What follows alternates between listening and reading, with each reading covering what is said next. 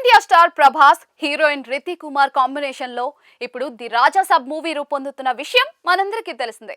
వచ్చే ఏడాది సంక్రాంతి కానుకగా జనవరి 9న సినిమా గ్రాండ్ గా రిలీజ్ కానుండగా అటు అభిమానుల్లో ఇటు సినీ ప్రియుల్లో భారీ అంచనాలైతే నెలకొన్నాయి.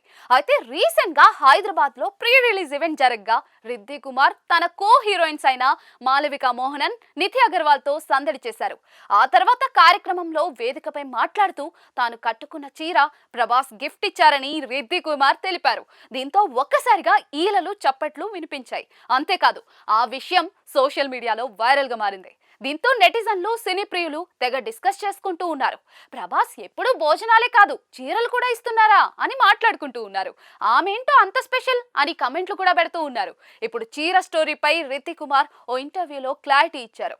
దీపావళి తర్వాత రాజా సబ్ సెట్స్ లో ఫస్ట్ టైం అడుగు పెట్టాం. అది అక్టోబర్ 23. ఆ రోజు ప్రభాస్ గారి బర్త్డే. ఆయన అక్కడే ఉన్నారు. నేను గిఫ్ట్ ఇద్దామనుకున్నాను.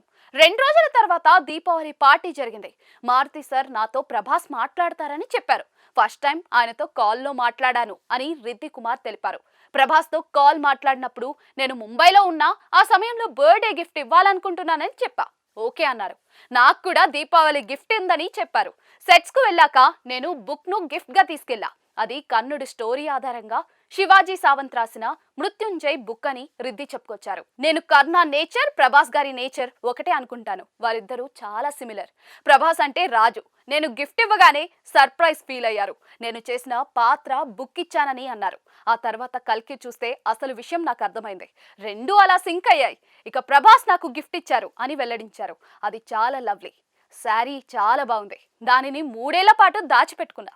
ఇప్పుడు రాజా సాబ్ మూవీ ప్రీ రిలీజ్ ఈవెంట్ కు కట్టుకున్నా అని తెలిపారు రిద్ది.